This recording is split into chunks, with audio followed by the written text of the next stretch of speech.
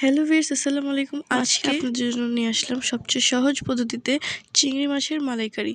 চিংড়ি মাছের মালাইকারির জন্য সর্বপ্রথম আমরা চিংড়ি মাছকে কেটে ধুয়ে নিলাম এবং একটা পাতিলে সামান্য পরিমাণে তেল নিয়ে সেটাতে আমরা গরম মশলা মানে দারচিনি এবং এলাচি দিয়ে দিলাম। তারপরে পেঁয়াজ কুচি দিয়ে দিলাম 1 কাপ পরিমাণ। আমার তেলটা একটু কম হয়ে গিয়েছিল, তাই তেলটা আবার অ্যাড করে নিলাম। তারপর পেঁয়াজটাকে ভালো মতো ব্রাউন করে এতে আমরা সামান্য পরিমাণে আদা রসুন পেস্ট দিয়ে দিব। আদা রসুন পেস্টটাকেও খুব ভালো মতো মিক্স করে নিলাম।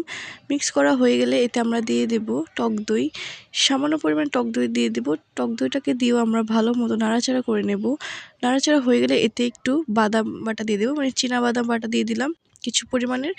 চীনাবাদাম বাটাটাকেও খুব ভালো মতো মিক্স করা হয়ে গেলে এতে আমরা দিয়ে দিব নারকেল। আমাদের চিংড়ি মাছের জন্য সবচেয়ে মেইন ইনগ্রিডিয়েন্টসটাই হচ্ছে নারকেল। আমরা এখানে 2 কাপ পরিমাণ নারকেল ইউজ করব।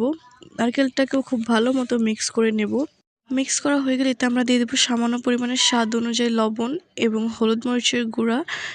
এটা আমরা নিজেদের ইচ্ছা মতো দিয়ে দিতে পারেন, যে যতটুকু ঝাল প্রেফার করেন সেই অনুযায়ী দিয়ে দেবেন। সো আমি যতটুকু ঝাল পছন্দ করি সেই অনুযায়ী দিয়ে দিলাম। এখন এই গুঁড়ো মশলাগুলো দিয়েও আমরা এগুলোকে মিক্স করে নেব। এতে শুধু জাস্ট লবণ, হলুদ অ্যান্ড যে লাল মরিচটাই দরকার, আর কোনো কিছু দরকার নেই।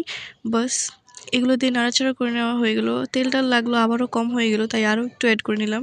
এরপর আমরা কিছু কাঁচামরিচ দিয়ে দেব। কাঁচামরিচটা দেওয়ার শেষে একটু নারকেলের পানিটা দিয়ে দেব। সামান্য পরিমাণ নারকেলের পানি বের হয়েছিল, সেটাই দিয়ে দিলাম। সেটাকে দিয়েও খুব ভালো মতো মিক্স করে নিলাম। মিক্স করা হয়ে গেলে এতে দিয়ে দিব আধা কাপের মতো পানি।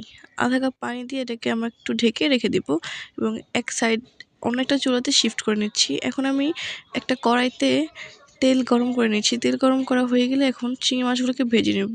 তার জন্য আমি লবণ, হলুদ, মরিচকে খুব সুন্দর মতো চিংড়ি মাছের উপর দিয়ে মিক্স করে এটাকে ভেজে নেব।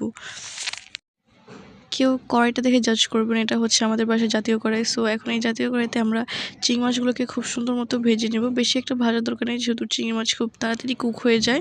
আমরা সামান্য পরিমাণে কিছুক্ষণ ভেজে উল্টিয়ে পাল্টিয়ে নামিয়ে নেব। তো এই তো আমাদের চিংড়ি মাছগুলো ভাজা হয়ে গেল। এখন এগুলোকে আমরা একটা প্লেটে উঠিয়ে রেখে দেব। এখন আমরা যে বানিয়ে রেখেছিলাম সেটাকে ঢাকনাটাকে সরিয়ে নিয়ে একটু নাড়াচাড়া করে নেব। নাড়াচাড়া করা হয়ে গেলে দেখব যেটাতে কি সব কিছু ঠিকঠাক হয়েছে কিনা।